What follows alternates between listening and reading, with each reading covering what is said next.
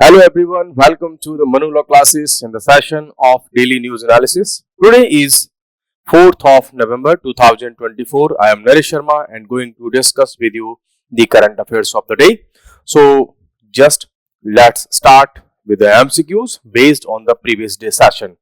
In the last day session, we discussed about regarding a digital arrest or something that is relevant for cybersecurity or social media related security issues or the privacy of individuals in the social media world or in the world of the 21st century when everybody is connected or everybody have something its presence existence in the virtual world. सो उसमें एक बड़ा role हो जाता है कि लोगों की जो प्राइवेसी है, लोगों की जो सिक्योरिटी है, how we can secure that, how we can ensure the security of individuals in the virtual world. और उसी से रेलेवेंट हमारा एक इश्यू था और वो था डिजिटल अरेस्ट, जिस पर अभी इंडिया में मल्टीपल डेज से बात हो रही है। अच्छा, इंडिया में उसके लिए एक सिस्टम हमारे पास पहले से है जो साइबर सिक्योरिटी से रिलेटेड इश्यूज को देखता है, जो कि नेशनल लेवल पर वर्क करता है। दैट इज व्हाट इज, तो फर्स्ट क्वेश्चन हमारा है what is the primary role of CERT In. ये जो एक इंस्टीट्यूशन हमारे पास में बना हुआ है, इसका प्राइमरी रोल क्या है? To develop software applications, to provide internet services, to respond to cyber security incidents या to regulate telecommunications। देखो, साइबर सिक्योरिटी से जितने भी इश्यूज होते हैं इससे रिलेटेड, उन सबको हैंडल करने के लिए the government of India has an special agency that is CERT In. अगर हम बात करें कि टेलीकम्युनिकेशंस को रेगुलेट करने के लिए हमारे पास में ऑलरेडी एक इंस्टीट्यूशन है that is try, telecom regulatory authority of India. So correct answer हो जाता है हमारा इसमें बी। नेक्स्ट क्वेश्चन पे चलते हैं। नेक्स्ट क्वेश्चन क्या है हमारे पास में? When was CERT In established. तो जो सर्ट इन है इसको कब एस्टैब्लिश किया गया था? So this was established in 2004। देखो, ये जो क्वेश्चंस अभी हम यहाँ पे डिस्कस कर रहे हैं या डेली जब भी हम डिस्कस करते हैं, मान करके चलिए ये बहुत ही इंपॉर्टेंट क्वेश्चंस होते हैं और क्वेश्चन आंसर्स की फॉर्मेट में आप इजीली उन फैक्ट्स को, कॉन्सेप्ट्स को लर्न कर लेते हैं। Which of the following is not a function of CERT In. देखो, यहां पर वर्ड यूज हुआ है not. So incident response and analysis, developing programming languages, providing cyber security training, issuing cyber security advisories, है ना। अब इसमें से कौन सा ऐसा नहीं है? इसका काम नहीं है developing programming languages. Programming languages develop करने का काम सर्ट इन का नहीं है। बाकी जो अदर वर्क्स हैं, these are the key responsibilities और key duties of CERT In. Next question है which of the following entities does CERT In collaborate with. So जो सर्ट इन वर्क करती है मल्टीपल ऑर्गेनाइजेशंस के साथ में या एंटिटीज के साथ में, वो किसके साथ में कोलैबोरेशन में वर्क करती है? Private of corporations only. देखो, ओनली वर्ड मोस्टली जहां पर भी यूज होता है वो क्वेश्चंस हमारे जो ऑप्शंस होते हैं मोस्ट ऑफ द केसेस में इनकरेक्ट होते हैं। Only government agencies. देखो, आज के इस युग में in the 21st century no organization, even the department of the government, can work absolutely and they cannot achieve their goals if they work exclusively. So उनको inclusively work करना होता है, इसलिए ओनली वर्ड तो यहाँ पे नहीं होगा। ओनली गवर्नमेंट एजेंसीज, तो सर्ट इन केवल गवर्नमेंट एजेंसीज के साथ में काम नहीं करेगा बल्कि प्राइवेट एजेंसीज के साथ में भी वर्क करता है। International cyber security organisations and various stakeholders, हाँ, इनके साथ में तो वो काम करता है। नॉन प्रॉफिट ऑर्गेनाइजेशंस एक्सक्लूसिवली, देखो ये वर्ड यूज हुआ है, so that's why this become incorrect. So हमारे पास में क्या वर्ड यूज किया है कि does CERT In collaborate with, किसके साथ में कोलैबोरेट करती है? सो वो कोलैबोरेट करती है international cyber security organisations and various stakeholders, सबके साथ में एक इंक्लूसिव एंड कॉम्प्रिहेंसिव वे में सारे के सारे स्टेक होल्डर्स के साथ में ये काम करती है। What is the significance of the alerts and advisories issued by CERT-in? So time to time CERT-in बहुत सारे alerts और advisories issue करती रहती है, उनका क्या significance होता है? They are mandatory for all internet users। देखो word यहाँ पे यूज हुआ mandatory, यहाँ पर वर्ड यूज हुआ है एडवाइजरीज। सो जो एडवाइस होती हैं वो कभी मैंडेटरी नहीं होती, सो कन्फ्लिक्टिंग है। They help organisations and individuals stay informed about potential cyber security threats. हाँ, जब हमारे पास में ऑलरेडी अलर्ट होंगे, एडवाइजरीज होंगे, तो इंडिविजुअल उससे ऑलरेडी इन्फॉर्म्ड होंगे कि क्या अटैक हो सकते हैं उन सबके रिगार्डिंग में। They are only relevant for government entities. No, देखो ओनली वर्ड यूज हुआ, that's why incorrect. They are legal documents, नहीं, ये लीगल डॉक्यूमेंट्स नहीं होते, सो करेक्ट आंसर हमारा हो जाएगा ऑप्शन बी। ठीक है, तो इनकी जो एडवाइजरीज वगैरह होती है इनका एक काफी इंपॉर्टेंट रोल होता है, इंपॉर्टेंस होता है। Now we are going to have some more important news for the current affairs of the day. अभी हम सबको पता है कि जो हमारे ऑनरेबल सीजीआई सर हैं, that is D Y. Chandrachud, honourable chief justice of India, वो अभी आने वाले टाइम में रिटायर होने वाले हैं। अब उनके रिटायरमेंट को लेकर के और उनकी रिटायरमेंट का जो डेज काउंट होने हैं वो आज से वो वीक स्टार्ट हो चुका है। मींस अब इसी वीक में एंड तक वो वर्क कर पाएंगे और यही वीक उनकी विदाई का टाइम भी होगा। So this week will be the last week for him to serve as Chief Justice of India of the Indian Supreme Court. So ये last week होगा। तो यहाँ पर आर्टिकल है वो ये देखता है कि उन्होंने क्या कुछ अचीवमेंट्स किए, क्या कुछ वो कर पाए, उनके जो वर्ड्स थे, उनके जजमेंट्स थे, या वो क्या चाहते थे और क्या कर पाए, उनको लेकर के कुछ यहाँ पर इन्होंने एनालिसिस किया है कि chief justice D Y. Chandrachud tenure begins last working week, और वो उनका जो कोलेजियम सिस्टम में वो हेड करते हैं उसका भी जो हेड हमेशा सीजीआई होते हैं तो वो भी एंड हो जाएगा। कोलेजियम सिस्टम के अचीवमेंट्स क्या रहे जब सीजीआई सर जो है उसके हेड रहे? तो इन्होंने हमेशा ऑनलाइन फ्री स्पीच को सपोर्ट किया, प्रोमोट किया। Dignity based on sexual orientation, इसको भी इन्होंने प्रोमोट किया। मींस जो सेक्सुअल बेसिस पर, जो जेंडर के बेसिस पर डिस्क्रिमिनेशन होता है, हमेशा इसका इन्होंने विरोध किया। प्रोमोटेड इंटेग्रिटी इन जुडिशियल अपॉइंटमेंट्स, हमेशा इसकी बात की कि जुडिशरी में जो अपॉइंटमेंट्स हो उनमें इंटीग्रिटी बनी रहे, उसमें ऑनेस्टी हो, उसमें ट्रांसपेरेंसी हो, इसकी हमेशा इन्होंने बात की। इन्होंने दूसरा जो इश्यू उठाया था वो था डाइवर्सिटी का। डाइवर्सिटी का किस सेंस में? ये कहते हैं कि जो डाइवर्सिटी है सुप्रीम कोर्ट के जजेस में, हाई कोर्ट के जजेस में, जो डाइवर्सिटी है मींस उसमें एससी के लोग भी हों, एसटी के लोग भी हों, और आपके जो रिलीजियस माइनॉरिटीज हैं उनके भी लोग हों, जेंडर के बेसिस पर भी क्या हो, उसमें डाइवर्सिटी हो। मींस ऐसा ना हो कि ओनली उसमें मेल जजेस हों। सो इन्होंने हमेशा प्रमोट किया that they should be diversity in the जजेस। तो जजेस की डाइवर्सिटी पर इन्होंने अच्छा खासा काम किया, बोले कई बार, हाँ। लेकिन यहां अब एक चीज देखने को मिलती है और वो है कि did not recommend any women.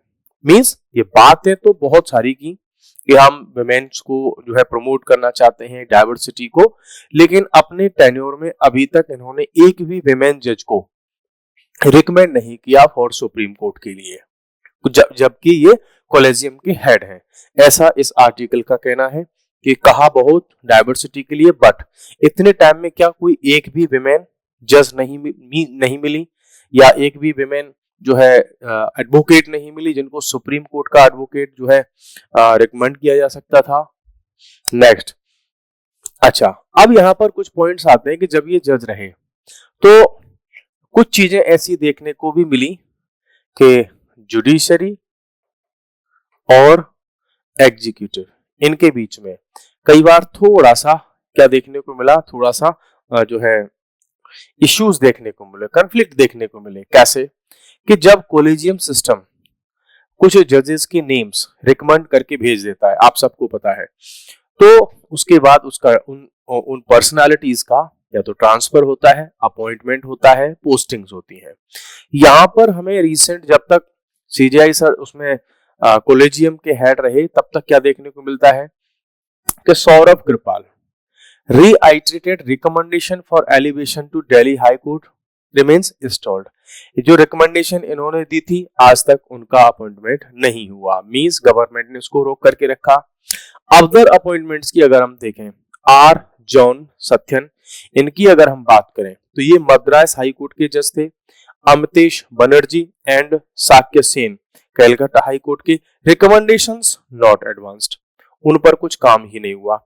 तो जिन जजेस के नाम आगे भेजे थे, चाहे वो अपॉइंटमेंट के हों या ट्रांसफर के हों, जस्टिस एस मुरलीधर की सर की अगर हम बात करें तो सितंबर 2022 में इनके ट्रांसफर का रिकमेंडेशन किया था कि उनको राजस्थान हाई कोर्ट में ट्रांसफर कर दिया जाए, लेकिन वो अगस्त 2023 में रिटायर हो गए, लेकिन उनके रिकमेंडेशन पर कोई काम नहीं हुआ, वो पेंडिंग में पड़ा ही रहा। जस्टिस विद्युत रंजन सारंगी की बात करते हैं कि 6 month government delay led to only 15 days, means इनको रिकमेंड किया गया था, ये जो है क्या नाम है जस्टिस विद्युत रंजन सारंगी, कि इनको chief justice of Jharkhand high court बना दिया जाए। ठीक है, तो उनकी फाइल इतने समय तक पेंडिंग में पड़ी रही कि उनके रिटायरमेंट में जब 15 डेज रह गए थे तब उनको चीफ जस्टिस ऑफ झारखंड बनाया गया। तो 15 डेज ही बस वो पद पर रह पाए, जबकि ये फाइल अगर पहले क्लियर होती तो वो और ज्यादा दिन तक उस पद पर, अपने पोस्ट पर रह सकते थे। जस्टिस टी राजा की बात करते हैं, transfer recommendation to Rajasthan not acted upon retired from Madras high court, बोला इनको ट्रांसफर की बात थी, फाइल चली गई, लेकिन उस पर कोई एक्शन नहीं हुआ। अब यहां पर देखने को मिलता है क्या, गवर्नमेंट का इंटरफेरेंस, ऐसा कुछ ये कहना चाह रहे हैं अपने आर्टिकल में कि प्रेफरेंस की बात कही थी, रिकमेंडेड मींस जो है कॉलेजियम है उसने रिकमेंड किया था कि justice Gauri, justice Victoria Gauri जो है उनको सीनियरिटी में रखा जाए उनके नाम को। ठीक है, लेकिन वो सब नहीं हो पाया। जुडिशियल बी बेंच का एक्शन की हम बात कर लेते हैं। जस्टिस संजय किशन कौल रिटायर हो चुके हैं, उन्होंने गवर्नमेंट को क्रिटिसाइज किया था कि बहुत सारी चीजें नहीं हो रही हैं, टाइम से नहीं हो रही, डिले हो रही है, अपॉइंटमेंट नहीं हो रहे, ट्रांसफर्स नहीं हो रहे, जो कॉलेजियम रिकमेंड करके भेजता है उन फाइल्स पर बहुत जल्दी एक्शंस नहीं लिए जाते गवर्नमेंट की तरफ से। अल्टीमेटली फिर इन्होंने ये कहा, जस्टिस संजय किशन कौल सर ने ये कहा कि बेस्ट लेफ्ट टू अनसेड, वो कहते हैं कि कुछ चीजें ऐसी हैं कि वो बहुत अच्छा है कि उन पर कुछ ना ही बोला जाए तो ज्यादा अच्छा है। तो यहाँ पर कुल मिलाकर के इस आर्टिकल में ये बात हुई है कि जुडिशरी जहां कॉलेजियम सिस्टम को चलाते हुए ट्रांसपेरेंसी, इंटेग्रिटी, ऑनेस्टी उसकी बात करती है, या जुडिशरी में डाइवर्सिटी की बात करती है, या हम कहें कि जुडिशरी में ने हमेशा सपोर्ट किया फ्रीडम ऑफ स्पीच के लिए, लेकिन जब ये कॉलेजियम में रहे तो कोई भी विमेन जज को इन्होंने रिकमेंड नहीं किया सुप्रीम कोर्ट में। प्लस अगर यहाँ से जो रिकमेंडेशंस गए तो उन पर गवर्नमेंट की तरफ से बहुत डिले रहा। तो यहाँ से चीजें ये क्लियर होती हैं कि जो कॉलेजियम सिस्टम ने जो काम किए उन पर बहुत ज्यादा फास्ट एक्शन नहीं हुए, इट मींस कहीं ना कहीं कोऑर्डिनेशन की कमी है। नेक्स्ट हमारे पास में न्यूज है, the first Asian Buddhist summit in new Delhi. Asian Buddhist summit means जो बौद्धिज्म का जो रिलीजन है वो पूरे एशिया में काफी फेमस है, और मैं कहूं कि बुद्धिज्म की वजह से एशिया में बहुत सारी कनेक्टिविटी आपस में बनी हुई है। तो इसकी एशियन बुद्धिस्ट समिट फर्स्ट, वो भी कैसी फर्स्ट, स्टार्ट हो चुकी है और उसकी स्टार्टिंग हुई है दिल्ली से, है ना। सो इट मींस इस बुद्धिज्म के को लेकर के, मींस रिलीजन को लेकर के हम वर्ल्ड में जो डिप्लोमेसी है, इंटरनेशनल रिलेशंस है, स्पेशली एशिया के टर्म्स में, तो इस कनेक्टिविटी को लीड कर रहा है इंडिया। क्या है इसमें बेसिक आपके क्वेश्चन के पर्पज से क्या क्या जो है इंपॉर्टेंट पॉइंट्स हैं इसमें, तो फर्स्ट एशियन बुद्धिस्ट समिट है ये। लोकेशन क्या है इसकी, न्यू दिल्ली है। अगर कभी ईयर आएगा तो कब स्टार्ट हुई है ये, 2024 में। आने वाले 5 और 7 या 8 ईयर्स बाद यही हिस्टोरिकल क्वेश्चन में कन्वर्ट हो जाएगा कि फर्स्ट एशियन बुद्धिस्ट समिट कहां पर हुई थी, तो न्यू दिल्ली में हुई थी। किस ईयर में हो रही है, 2024 में हो रही है। इसका जो इनॉग्रेशन है कल हो चुका है। ऑर्गेनाइजर कौन है, government of India and international Buddhist confederation. Means international level के जो बुद्धिस्ट स्कॉलर्स हैं, लीडर्स हैं, उनकी कोफेडरेशन की यहाँ पे बात कर रहे हैं। नेक्स्ट यहाँ पर बात होता है कि थीम। ऐसे जब भी मीटिंग्स होती है, समिट्स होती है ना, तो उनकी थीम मल्टीपल टाइम्स क्वेश्चंस में आती है। तो role of Buddha Dhamma in strengthening Asia, ये बुद्धिस्ट काउंसिल की इस बार जो मीटिंग हो रही है, एशियन बुद्धिस्ट काउंसिल जो हो रही है, इसकी थीम क्या है, role of Buddha Dhamma in strengthening Asia. कि बुद्ध धम्म जो है उसका रोल क्या है एशिया को स्ट्रेंथन करने में। ठीक है, अच्छा देखो, अब हम सबको पता है कि एक टाइम था जब इंडिया की एक पॉलिसी चलती थी, लुक ईस्ट पॉलिसी, है ना। लुक ईस्ट पॉलिसी चलती थी कि जब हम अपने साउथ ईस्ट एशिया के जो नेशंस हैं अपने रिलेशंस को स्ट्रॉन्ग करना चाहते थे। अब उसके बाद हमारी पॉलिसी में रिवाइवल हुआ और हमने उसका नाम रखा एक्ट ईस्ट पॉलिसी। मींस अब हम केवल देखने की बात नहीं कर रहे, उससे भी आगे निकल करके इंटेंसिटी बढ़ा करके उसकी फास्ट उसको करके और ज्यादा फोकस्ड अप्रोच के साथ में अब हम क्या कर रहे हैं कि जो ईस्ट एशिया के हमारे जो नेशंस हैं उनके साथ में हम अपनी कनेक्टिविटी को एंश्योर कर रहे हैं। सो इंडिया की जो एक्ट ईस्ट पॉलिसी है उसको हमारे जो एफर्ट्स हैं उसमें दिखते हैं कि हम एशिया को कलेक्टिव, इंक्लूसिव और स्पिरिचुअल डेवलपमेंट चाहते हैं अपने एशिया का। इनॉग्रेशन किसने किया है, प्रेसिडेंट, हमारी इंडिया की प्रेसिडेंट द्रौपदी मुर्मू, उन्होंने इसका जो है इनॉग्रेशन किया है। पार्टिसिपेंट कौन कौन है, बुद्धिज्म के वर्ल्ड से बहुत सारे लीडर्स हैं, जो उनके मॉन्क वगैरह हैं, सबने पार्टिसिपेट किया है। अगर हम इसके कल्चरल सिग्निफिकेंस की बात करें तो एक यूनिक पोजीशन दिखती है इंडिया के स्पिरिचुअल और कल्चरल हिस्ट्री में। बिकॉज हम बुद्धिज्म की जब भी बात करते हैं, है ना, बुद्धिज्म की जब भी आप बात करोगे तो आप उसको ये नहीं कह सकते कि बुद्धिज्म इंडिया का रिलीजन है। बिकॉज इस बुद्धिज्म के थ्रू पूरे वर्ल्ड में बहुत सारी चीजें गई हैं।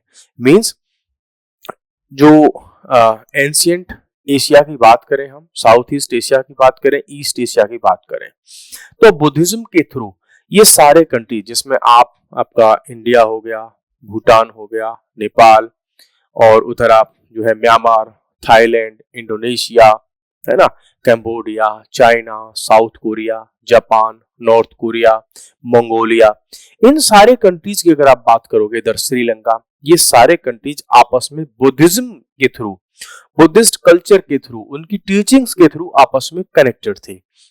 वहां के लोग इंडिया आते थे नालंदा यूनिवर्सिटी में बहुत सारी एजुकेशन जो है अचीव करने के लिए, और उसकी वजह से पूरा का पूरा हमारा जो एशिया है वो कनेक्टेड था। सो बुद्धिज्म के थ्रू जो अब एशिया आपस में कनेक्ट हो रहा है, ये एक बड़ा अचीवमेंट है।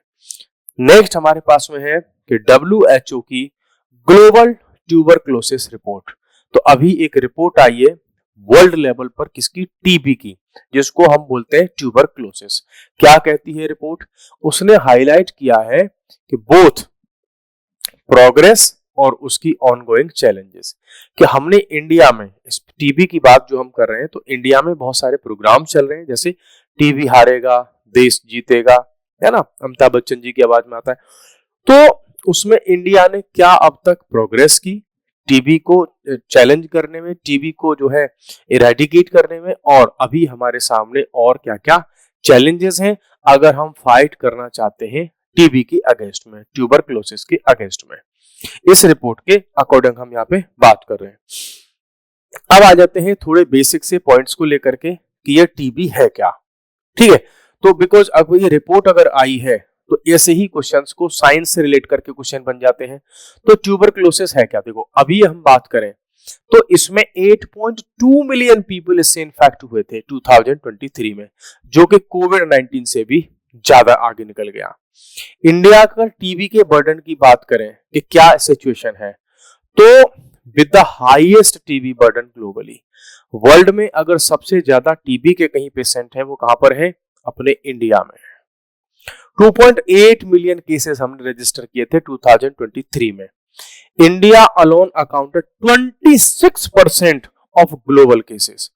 वर्ल्ड में जितने भी टीबी के केसेस होते हैं उसमें अकेले इंडिया में 26% है। तो कितनी बड़ा नंबर इंडिया के लिए है, ये बहुत बड़ा चैलेंज है।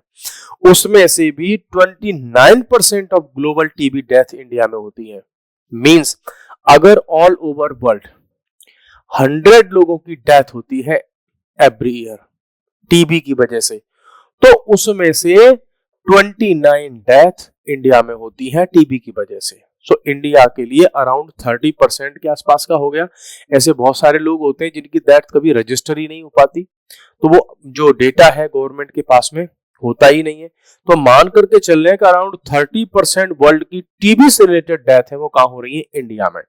इसके बाद नंबर आता है Indonesia 10%, China 6.8%, Philippines 6.8%, Pakistan 6.3%। Means TB के केसेस में पाकिस्तान भी हमसे आगे है। मींस पाकिस्तान की सिचुएशन ठीक है, हमारी सिचुएशन खराब है, क्योंकि हमारे यहाँ वर्ल्ड की 29% डेथ होती है और जबकि यहाँ पर ओनली 6.3% है।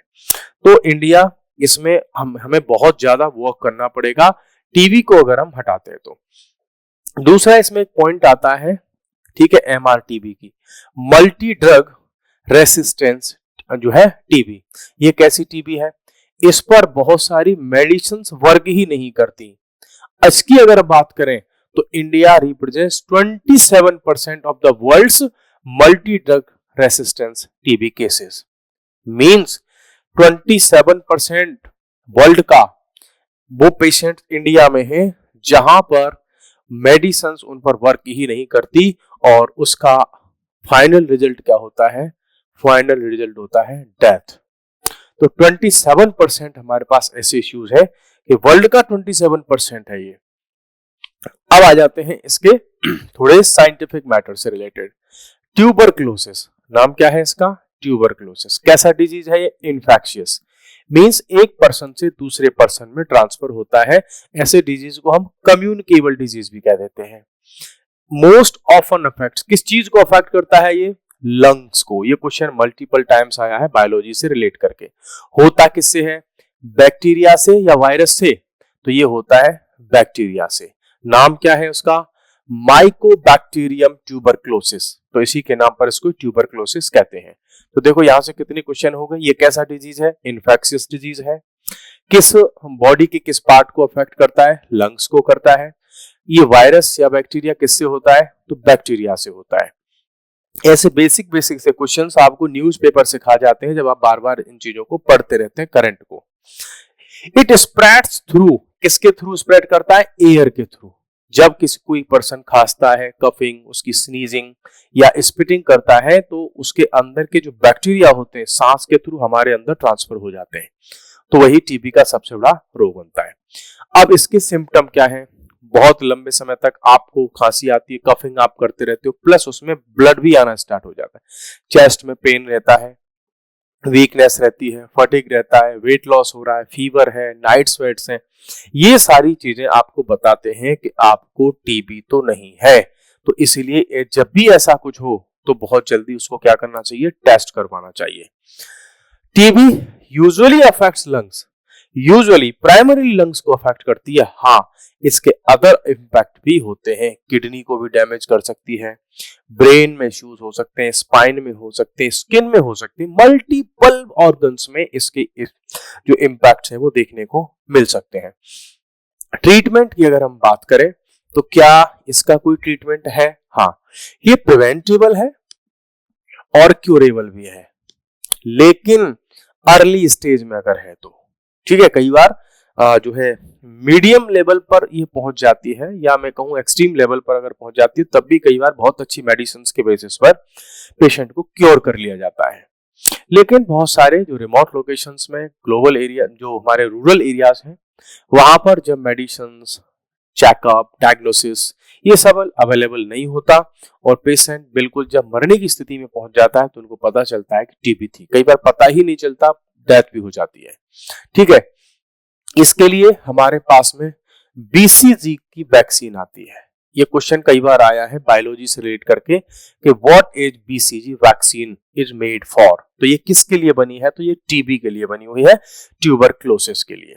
ठीक है, इंडिया का गोल क्या है? इंडिया कहता है कि हम 2025 तक अपने यहां से टीबी को कंप्लीटली एरेडिकेट कर देंगे, जबकि जो सस्टेनेबल डेवलपमेंट गोल्स है एसडीजी, उनका टारगेट है 2030 कि हम वर्ल्ड से टीबी को 2030 तक एरेडिकेट कर देंगे। हाँ, इंडिया तो 5 इयर्स एडवांस में चल रहा है कि हम अपने यहाँ वर्ल्ड का जो एवरेज टाइम है उससे पहले हम इसको एलिमिनेट कर देंगे। सो आज हमने ये 3 इंपॉर्टेंट टॉपिक्स किए, एमसीक्यू भी किए। कल फिर मिलते हैं नए टॉपिक्स के साथ में और एमसीक्यूज के साथ में, जिन टॉपिक्स पर अभी हमने डिस्कशन किया है। चलिए, तब तक के लिए बाय बाय, टेक केयर।